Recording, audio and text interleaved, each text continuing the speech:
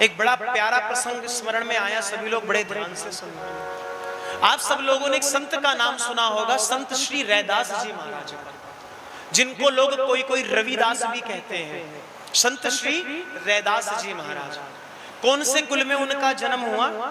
कहते हैं जिस कुल में भैया जूता गांठा जाता है, जूता सिलाई करके, चमर कुल में, चमार कुल में उनका जन्म हुआ है। लेकिन चमार कुल में जन्म होने के बाद भी आज भी उनकी पूजा की जाती है। क्यों पूजा की जाती है? कहते हैं श्री रैदास जी महाराज जहां पर रहा करते थे ना, उस स्थान पे वो बैठ करके केवल एक काम किया करते थे, जूता गांठते रहते थे।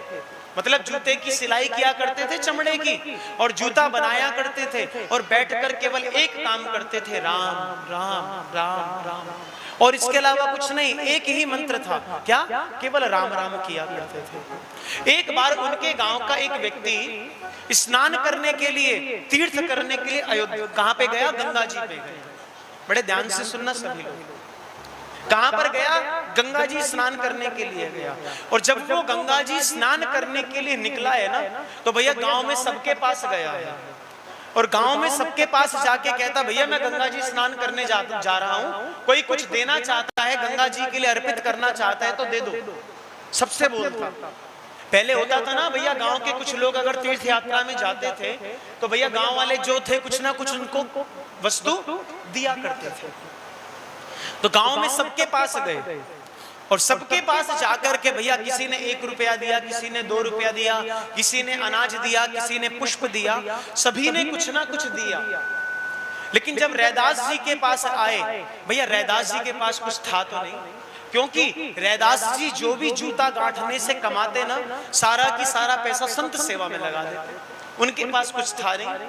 तो उन्होंने क्या किया, पास में बगीचे में एक फूल खिला हुआ था, और क्या किया, उस फूल को लेकर के आए और उस व्यक्ति से कहा, एक काम करना, गंगा जी को कह देना ये पुष्प रैदास जी ने अर्पित किया है, ये पुष्प रैदास जी ने अर्पित किया है। अब वो व्यक्ति सोचने लगा, ये कैसा है, सब लोग तो कुछ ना कुछ धन धान्य दे रहे हैं, ये पुष्प दे रहा है अर्पित करने के लिए, चलो कोई बात नहीं, इसको भी लेकर के चलता हूं। वो व्यक्ति गया, उस व्यक्ति ने गंगा जी में स्नान किया, और स्नान करने के बाद जिस व्यक्ति ने जो जो वस्तु दी थी ना, उसको चढ़ाने लगा कि भैया इस व्यक्ति ने 1 पैसा दिया, ये पकड़िए, 2 पैसे दिए, ये पकड़िए, उसने अनाज दिया, ये लीजिए, सबका सामान चढ़ा दिया। अंत में झोला में 1 पुष्प बच गए। उनने सोचा सब तो चढ़ा दिया, अब ये झोले का पुष्प भी क्या करूंगा? तो उसने कहा रैदास जी ने पुष्प दिया है, और जैसे ही कहा रैदास जी ने पुष्प दिया है और गंगा जी को चढ़ाया है, जैसे ही भैया चढ़ाया, गंगा जी प्रकट हो गई। गंगा जी प्रकट हो गई, दर्शन दिए, और गंगा जी ने एक सोने का कड़ा, क्या किया, एक सोने का कड़ा दिया है, और कहा कि ये जाकर के रैदास जी को दे दे। सोने का कड़ा ले जाकर के क्या करना, रैदास जी को दे देना। उसने सोचा सभी लोगों ने इतनी इतनी वस्तुएं चढ़ाई, गंगा मैया ने कुछ वापसी नहीं किया, लेकिन उस रैदास के फूल से गंगा मैया इतनी प्रसन्न हो गई कि सोने का कड़ा दे दिया। अब जब वो वापसी अपने गांव की ओर चला है, उसके मन में भैया लोभ आ गया कि स्वर्ण का कड़ा है, इतना महंगा कड़ा, भैया जिस समय 2, 4, 5, 10 पैसे चलते थे, उस समय स्वर्ण का कड़ा मिल जाना कितनी बड़ी बात है। उसने सोचा रैदास जी को कौन सा पता चल रहा है, मैं बताऊंगा ही नहीं। आया अपने गांव में, पास में जो शहर था ना, शहर में गया, वहां के सबसे बड़े सुनार के पास जाकर के कहता है, देखो कड़ा कैसा है। ओ महाराज, गंगा मैया ने अर्पित किया था, उस कड़े की इतनी सुंदरता, इतनी सुंदरता कि कोई भी सुनार उसको वैसे बना नहीं सकता था। तो उस सुनार ने कहा, भैया इसके दाम तो दूंगा, लेकिन तू बता कितने चाहता है। उन्होंने कहा, भैया इसके कितने दाम हैं? उन्होंने कहा, भैया केवल अगर स्वर्ण का दाम देखा जाए तो उस जमाने में, आज से लगभग 400 साढ़े 400 वर्ष पूर्व, उस समय उनको कहा गया, भैया इसकी कीमत है 10,000। कितनी? 10,000 रुपए, जो उसमें नक्काशी आदि हो रही थी। उन्होंने कहा 10 नहीं, मैं 15 लूंगा तब दूंगा। उसके मन में लालच आ गया। तो भैया उस सुनार ने सोचा, बड़ी बेशकीमती लगता है, ऐसा कहीं हमारे राज्य में मिलेगा नहीं। 15,000 रुपए देकर के क्या किया, उसको तो विदा कर दिया। अब सुनार ने सोचा, भैया 15 का लिया है तो कम से कम 20-25 का तो बेचूं। वो उस कड़े को लेकर कहां पहुंच गया? उस समय जो राजा थे वहां के, जिनका नाम था श्री राजा भोजराज। ये राजा भोजराज कौन है? ये मीराबाई के पति हैं। कौन है? मीराबाई जी के पति हैं ये। तो राजा भोजराज के पास पहुंच गया और सबको भैया उस सभा में दिखाया, देखो कितना सुंदर स्वर्ण का कड़ा है। राजा भोजराज देख करके मुग्ध हो गए, कहने लगे लाओ ये कड़ा हमें दे दो। कितनी कीमत है? उसने कहा 25,000 रुपए महाराज। महाराज 25,000 रुपए दिए गए, कड़ा दे दिया। राजा भोजराज ने क्या किया? उस कड़े को ले जाकर के मीराबाई को दे दिया। और मीराबाई ने क्या किया? उस कड़े को अपने गिरधर गोपाल के एक हाथ में धारण करवा दिया। क्योंकि मीराबाई के पास तो कोई भी वस्तु आती थी तो उस वस्तु का इस्तेमाल किस लिए होता था? ठाकुर जी के लिए होता था। किस लिए होता था? ठाकुर जी के लिए होता था। तो मीराबाई ने क्या किया? उस कड़े को लेकर के अपने गिरधर गोपाल के एक हाथ में पहना दिया। और शाम को जब भैया सभा से राजा भोजराज आए ना, तो उनसे कहा कि आपने आज मेरे ठाकुर जी का एक हाथ तो भर दिया, लेकिन मेरे ठाकुर जी का दूसरा हाथ तो सूना रह गया। क्या कभी ऐसा होता है एक हाथ में चूड़ी हो, दूसरे हाथ में चूड़ियां ना हो? एक हाथ में कंगन हो, दूसरे में ना हो? ऐसा तो नहीं होता ना भैया।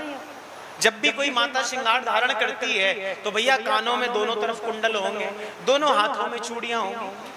तो उन्होंने, मीराबाई ने अपने पति से कहा, आपने मेरे ठाकुर जी का एक हाथ तो भर दिया, दूसरा हाथ नहीं भरा।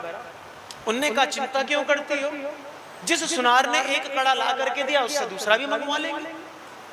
महाराज अगले दिन सैनिकों को भेजा, जाओ सुनार को बुला कर लाओ। सुनार आया, सुनार से कहा भैया जैसा एक कड़ा बनवाया था ना, ऐसा एक और कड़ा तुरंत तैयार कर दे।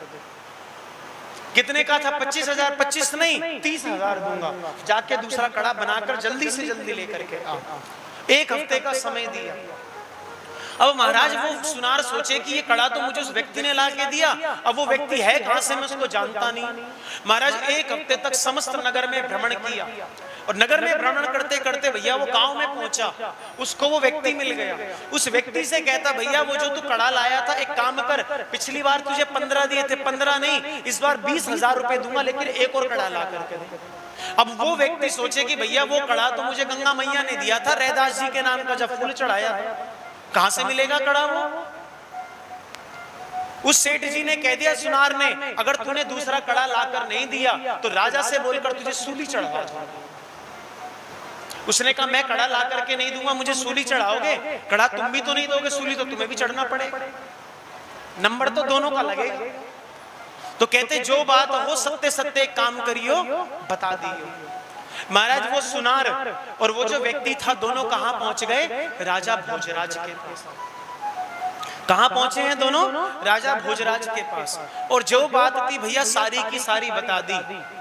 उन्होंने कहा कि भैया मैं तो गया था गंगा जी स्नान करने के लिए, सबने कुछ ना कुछ दिया, रैदास जी ने फूल दिया, जैसे ही मैंने फूल गंगा जी को अर्पित किया, गंगा जी ने प्रकट होकर सोने का कड़ा दे दिया। अगर आप दोबारा सोने का कड़ा चाहते हो तो रैदास जी को बोलो वो पुष्प दे दे हमें, तो मैं जाकर के दोबारा गंगा जी स्नान करूंगा और पुष्प चढ़ाऊंगा और मुझे दूसरा कड़ा मिलेगा, मैं ला करके दे दूंगा। मतलब उस समय राजा भोजराज अपने कुछ सैनिकों के साथ श्री मीराबाई जी और वो सुनार और चौथा वो व्यक्ति, चारों कहां पर पहुंचे हैं? रैदास जी के पास। और रैदास जी क्या कर रहे थे भैया? वो अपना जूता गांठने का काम कर रहे थे। उन्होंने देखा भैया स्वयं राजा आए हैं मेरे द्वार पर। पूछा प्रभु किस कारण से आए? महाराज सारी की सारी बात बता दी। और रैदास जी से कहा अब आप एक कृपा और कर दो, मीराबाई के जो ठाकुर जी हैं उनके एक हाथ में तो कंगन आ गया, दूसरे हाथ में कंगन नहीं आया। आप एक काम करो, एक पुष्प और दे दो, ये व्यक्ति जाएगा गंगा जी स्नान करेगा और गंगा जी स्नान करने के बाद जब आपके नाम से पुष्प चढ़ाएगा तो गंगा मैया कड़ा दे देंगी, और जैसे ही कड़ा दे देंगी तो भैया वो ला करके ये हमें दे देगा और हम मीराबाई जी के जो ठाकुर जी उनके हाथ में उसको धारण करा देंगे। जैसे ये बात सुनी रैदास जी ने, बड़े ध्यान से सुनो, रैदास जी कहते मैं पुष्प दूंगा, ये जाएगा, इतने दिन लगा करके स्नान करेगा, पुष्प अर्पित करेगा। पहली बार तो भैया गंगा मैया ने कड़ा दे दिया, जरूरी थोड़ी कि दोबारा भी दे दे, ये फिर वहां से वापसी आएगा, बड़ा समय लगेगा।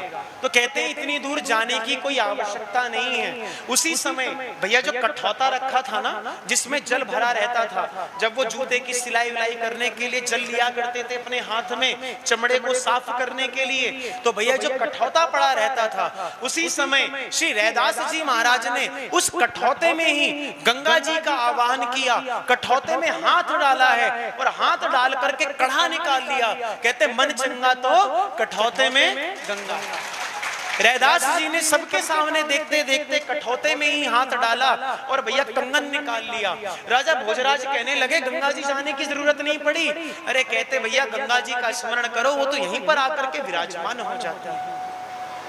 तो गंगा जी भैया वही आकर के विराजमान हो गई उनके सामने, और मीराबाई को वो दूसरा कड़ा दिया है। मीराबाई उस दिन उन्होंने क्या किया, श्री रैदास जी से गुरु दीक्षा प्राप्त करी।